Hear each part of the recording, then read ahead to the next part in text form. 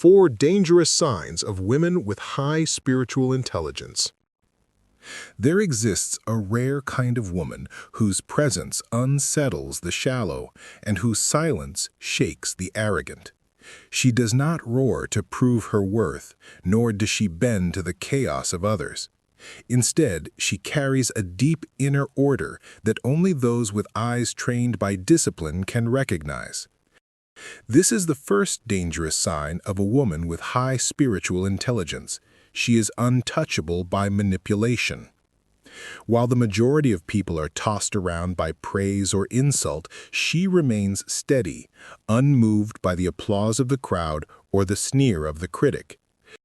She knows, as Marcus Aurelius once wrote, "It is not what happens to you, but how you react to it that matters." Such a woman has sharpened her soul in silence, training it against the fires of her own passions until no flame from the outside world can burn her. And this is dangerous because those who rely on control, deceit, or emotional games find that their weapons dissolve in her presence. The second dangerous sign is her mastery over desire. In a world enslaved by lust and distraction, she embodies restraint. She has wrestled with the shadows of her own impulses and come out victorious, learning that freedom is not in giving in, but in overcoming. Epictetus warned that the first and greatest victory is not over others, but over oneself. Such a woman lives by this law. When others mistake indulgence for power, she proves that true sovereignty comes from command over the self. To men and women alike who still serve their cravings, she is a living threat, a reminder that they are captives in chains they pretend not to see. The third dangerous sign is her ability to see through the masks of others.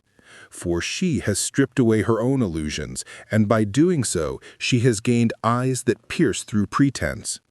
She recognizes arrogance as insecurity, cruelty as weakness, and flattery as a poisoned dagger hidden behind the smile.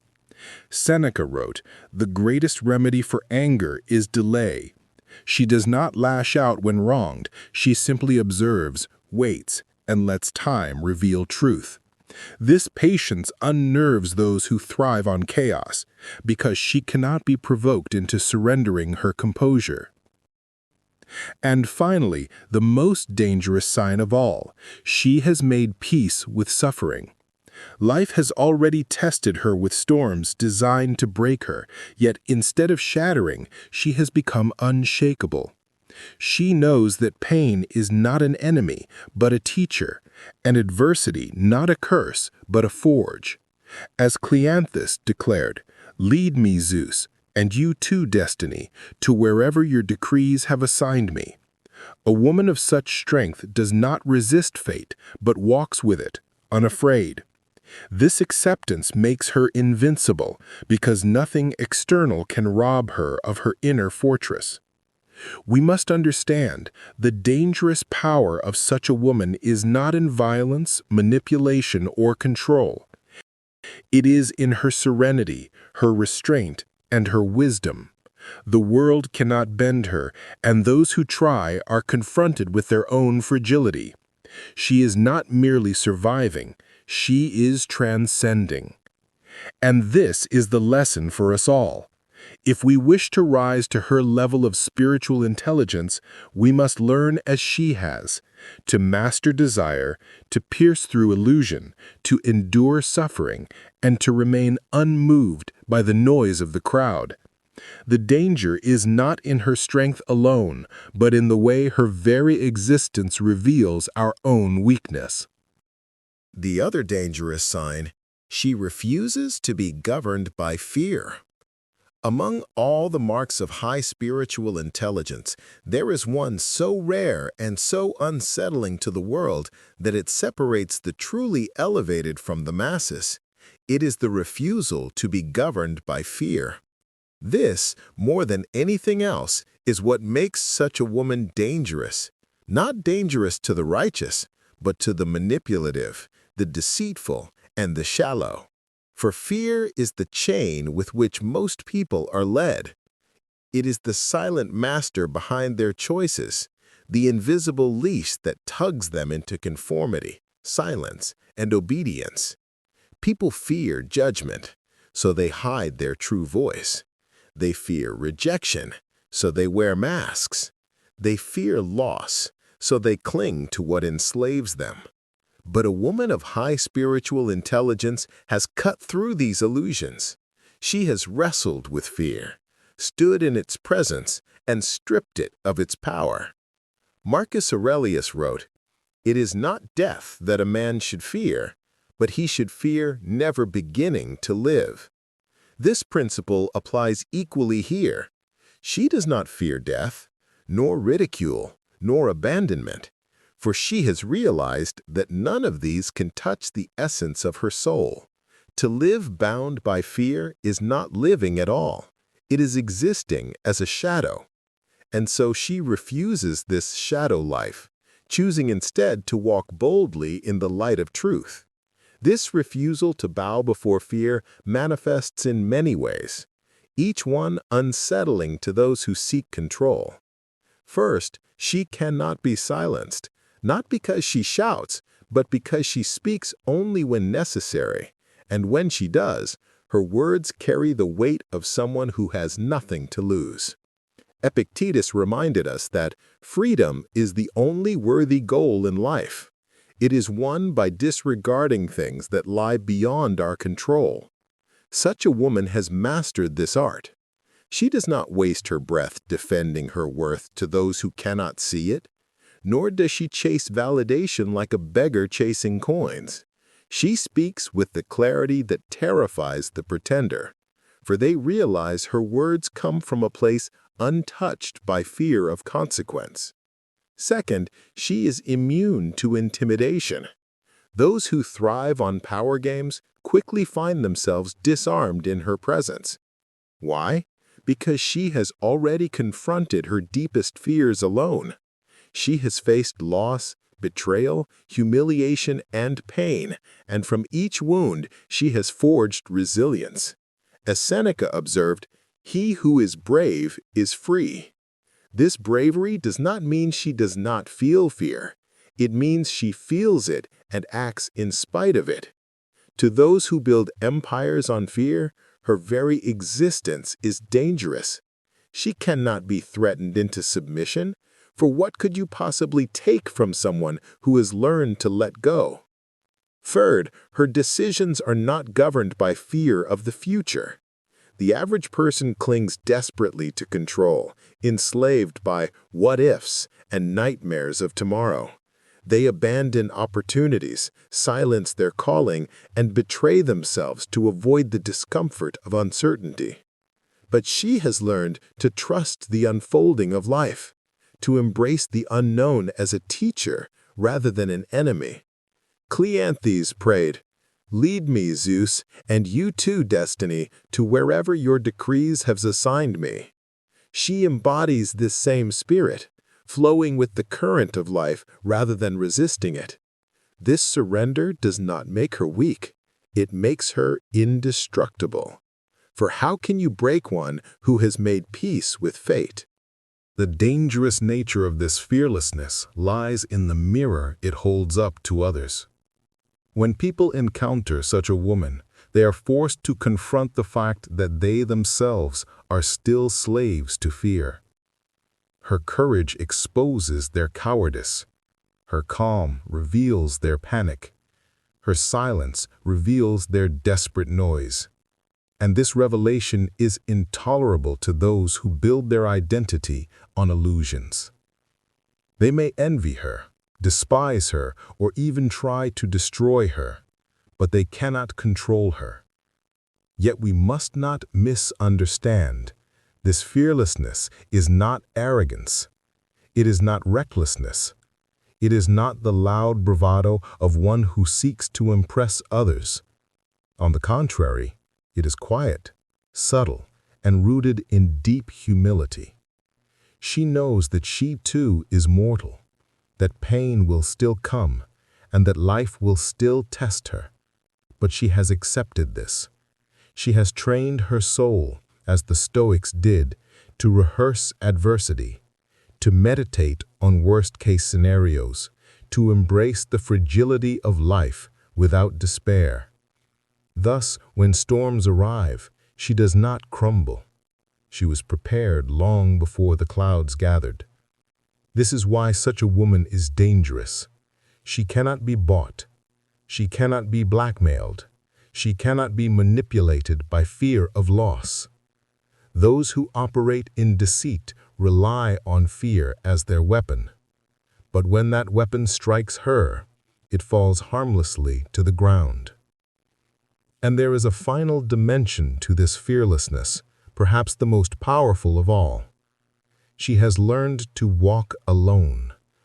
Many collapse under the fear of isolation, clinging to toxic company just to avoid the silence of solitude.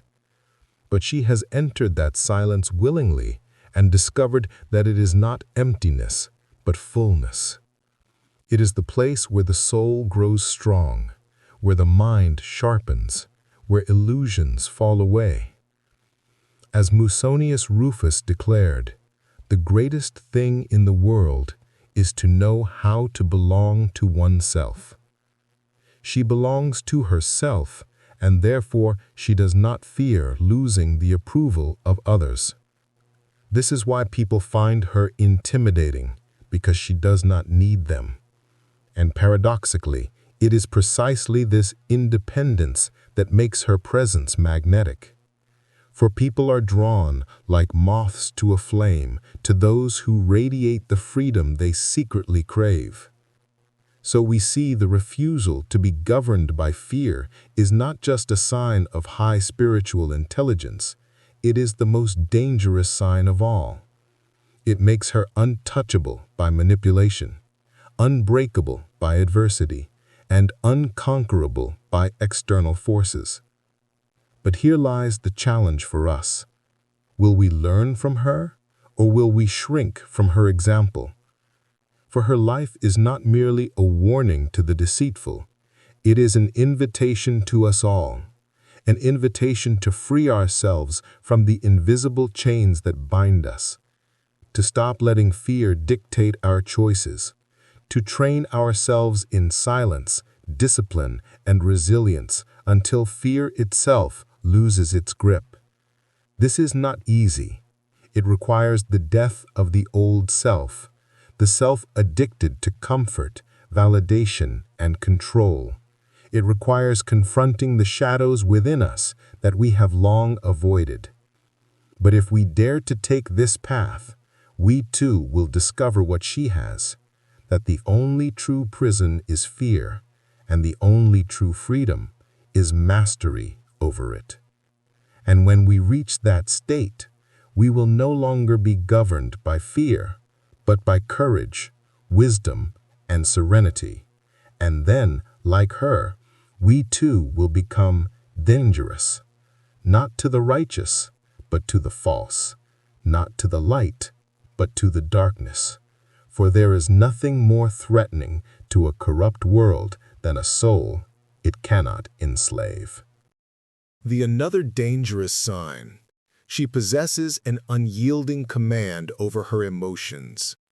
There is a power more dangerous than physical strength, sharper than intellect, and more enduring than beauty: the mastery of one's emotions. When a woman reaches this level of spiritual intelligence, when she bends neither to rage, nor envy, nor despair, she becomes a fortress that no storm can topple. To the untrained eye, this looks cold. To the shallow, it looks strange. But to those who understand power at its deepest level, it is terrifying, because they realize she cannot be controlled. The world thrives on emotional manipulation. Entire systems of influence, politics, business, relationships are built on provoking fear, stirring anger, or igniting desire. People are led like cattle, not because they lack intelligence, but because they lack control over their emotions. Plato described the soul as a chariot pulled by two wild horses, one of passion and one of desire. and warned that unless the charioteer, reason, holds the reins, chaos follows. Most people never learn this discipline. They are dragged along by every impulse, every insult, every fleeting feeling. But the woman of high spiritual intelligence is different. She holds the reins firmly. She does not let the horses dictate her direction. She commands them. Marcus Aurelius, in his Meditations, gave this simple yet terrifying reminder. You have power over your mind, not outside events. Realize this, and you will find strength. Such a woman has internalized this truth. When the world insults her, she does not flare up in defensive anger. When life disappoints her, she does not sink into despair. When temptation whispers promises of pleasure, she does not bow to its false sweetness. She is not emotionless. No, she feels as deeply as anyone, perhaps more so. But she has trained herself not to be ruled by these feelings. She responds, she does not react. And in that discipline lies her danger. To manipulative people, this is devastating. Imagine the man who thrives on provoking jealousy, only to find her unmoved. Imagine the world that thrives on selling fear, only to see her calm. Imagine those who thrive on exploitation, realizing they cannot lure her with flattery or trap her with rage. She cannot be pulled into battles unworthy of her, nor can she be tricked into giving her energy to the petty schemes of others. She lives as Epictetus advised. It is not what happens to you, but how you react to it that matters.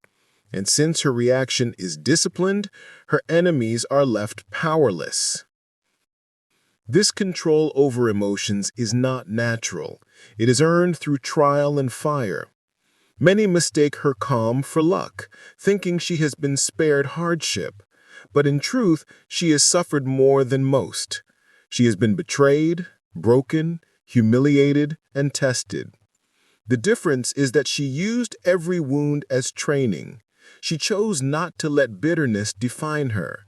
She chose not to let sorrow drown her. She turned her pain into practice, her grief into wisdom, her anger into energy. In the dark nights, when despair whispered that surrender was easier, she refused. And slowly, she built the inner discipline that now shields her. This is why she is dangerous, because she has proven to herself that no feeling, not rage, not fear, not sorrow, can enslave her. And once you realize that, the world loses its grip. Seneca once said, "He who is brave is free." What he meant is that bravery is not the absence of fear, but the refusal to let fear dictate one's path. Similarly, emotional mastery is not the absence of feelings, it is the refusal to let them govern your soul. A woman who embodies this becomes free, and freedom terrifies those who wish to control. Consider the power dynamics of relationships. Many depend on emotional volatility. Someone lashes out in anger and the other reacts. Someone withdraws affection and the other begs for it. Someone plays games of jealousy and the other dances in pain. But when she enters such a game, it collapses instantly because she does not play. She does not beg. She does not chase. She remains still. And stillness, when faced with manipulation, is deadly. It destroys the schemes of the deceiver, for their weapons only work on the undisciplined. Consider the realm of society. Entire markets are built on the art of making people feel inadequate, afraid, or insecure. But when she sees through the illusion, when she trains herself to remain content regardless of what she lacks, she becomes immune to consumerist chains.